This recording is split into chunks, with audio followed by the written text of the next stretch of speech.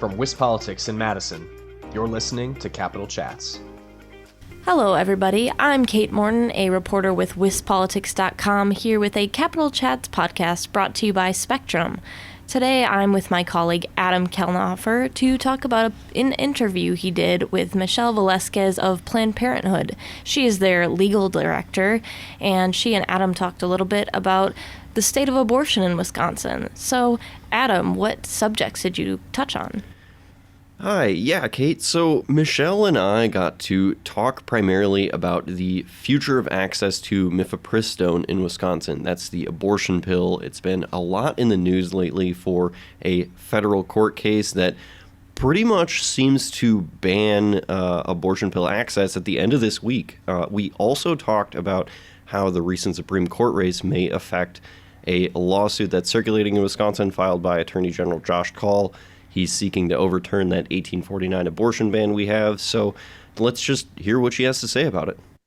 Hello, everybody, and welcome. I am joined today by Planned Parenthood Advocates of Wisconsin legal director Michelle Velasquez to talk about the future of abortion access in Wisconsin. So welcome to the show, Michelle.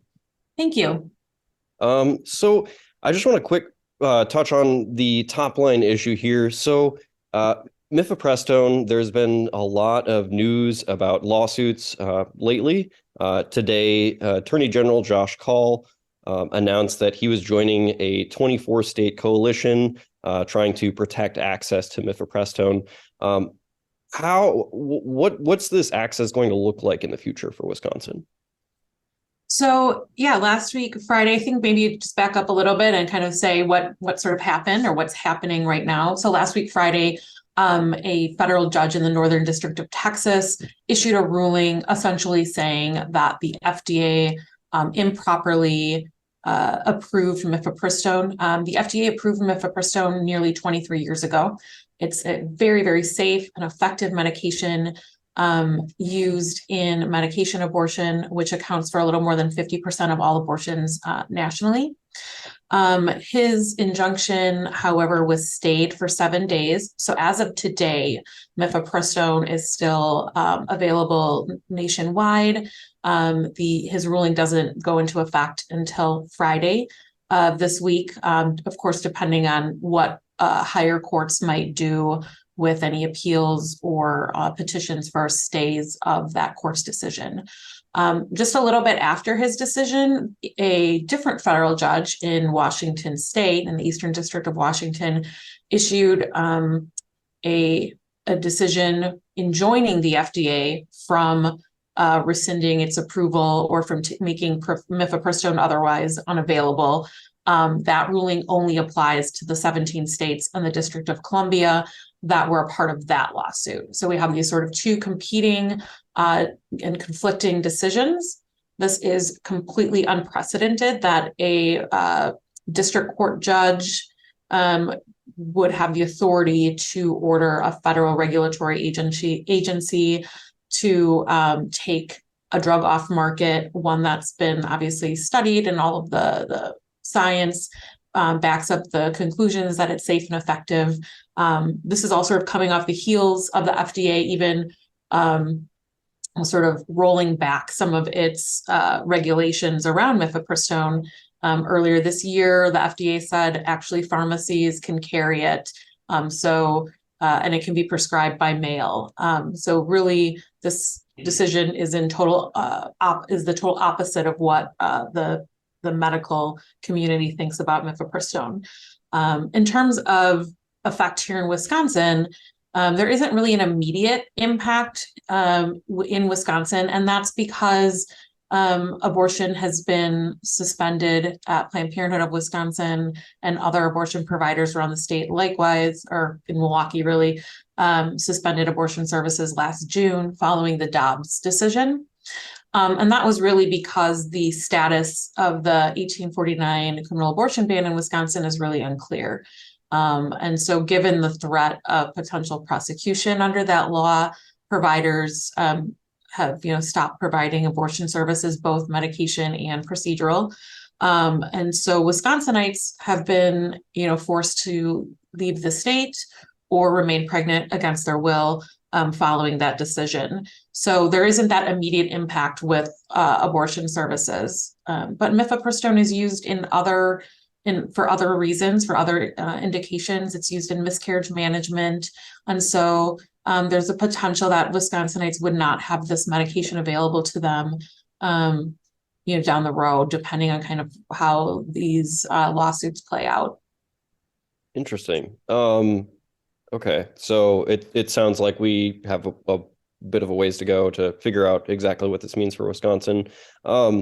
There is another lawsuit right now involving our Attorney General, Josh Kaul, it's basically seeking to make the 1849 abortion ban unenforceable, arguing that there are more modern laws that set precedent over that 1849 law.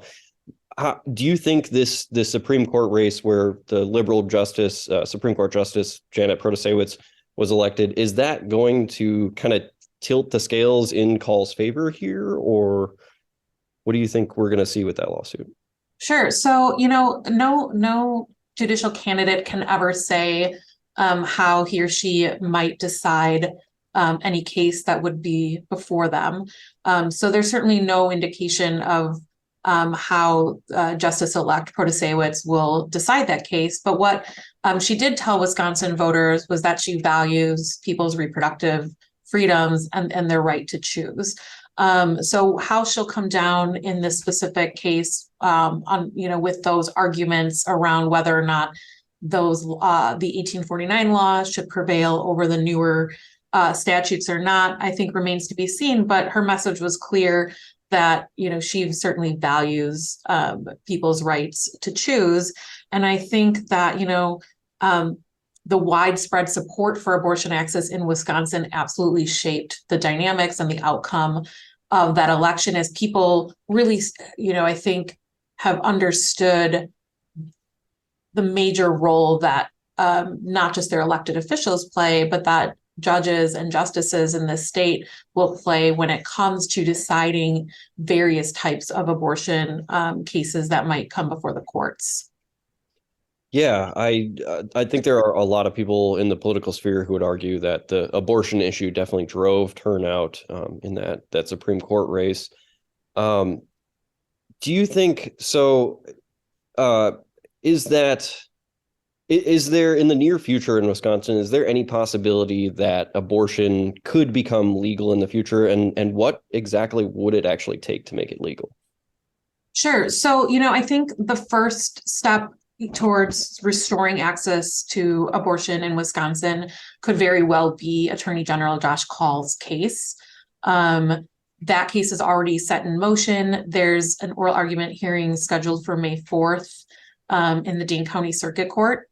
One of the defendants in that case, the district attorney from Sheboygan County, did file a motion to dismiss. So I think that's the first decision that the circuit court judge has to make, is whether or not to grant or deny that motion to dismiss.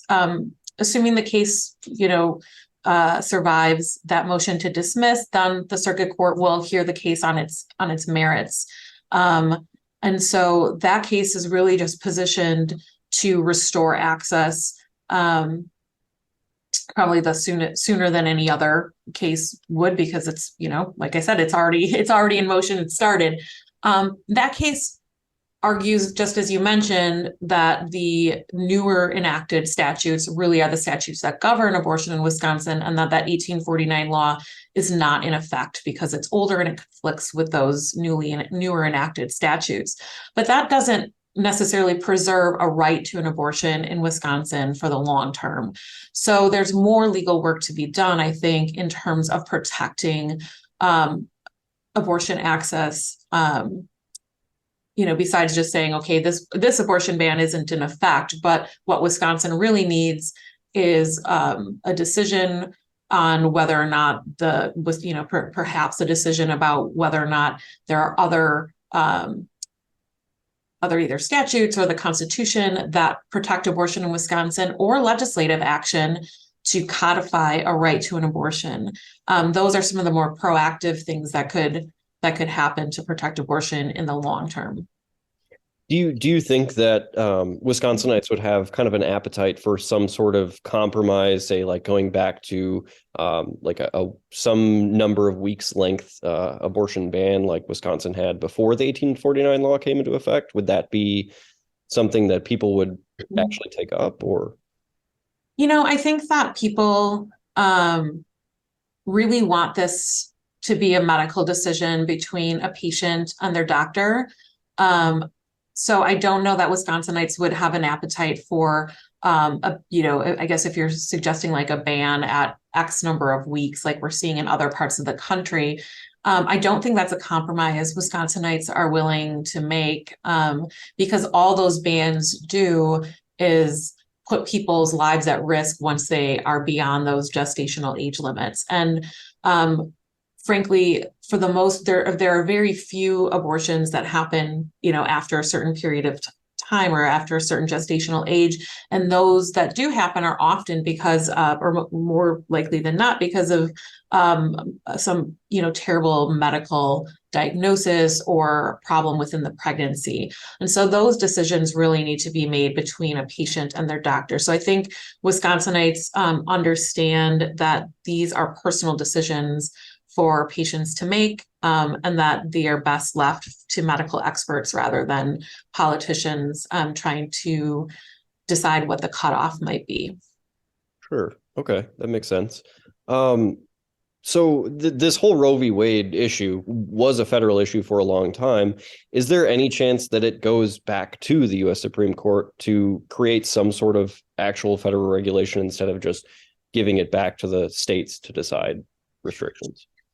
I mean, I don't see a path federally right now to like a Congress, passing some sweeping federal legislation protecting abortion. And if they did, I definitely think that would make its way back up to the Supreme Court as to whether or not Congress has that authority given the Dobbs decision. But I think what will be interesting is these two mifepristone cases, which we talked about earlier and are conflicting, that the Texas decision is essentially almost a ban on abortion nationally, right? By taking away the approval of an abortion medication that is used nationally, broadly in states that have decided to protect and keep access post-Dobbs in their states, are now being told that more than half of the abortions in their states can't happen using this particular type of medication. So it's kind of a way that I think the anti-choice movement, the anti-abortion movement, is working their way towards some sort of, even if it's not in name a national ban, in practicalities, it kind of works out that way given the huge impact it has on the availability of medication abortion. All right, interesting. Okay. Is there anything important on abortion-related issues or mifepristone that we didn't talk about that you think I might have missed? I don't think so. I think that it's really going to just be an evolving legal situation over the coming days and weeks. And I just think we'll see something head up to Supreme Court faster than what we might normally see a case taking the normal sort of course up to the Supreme Court. I think this will make its way up there much more quickly. All right.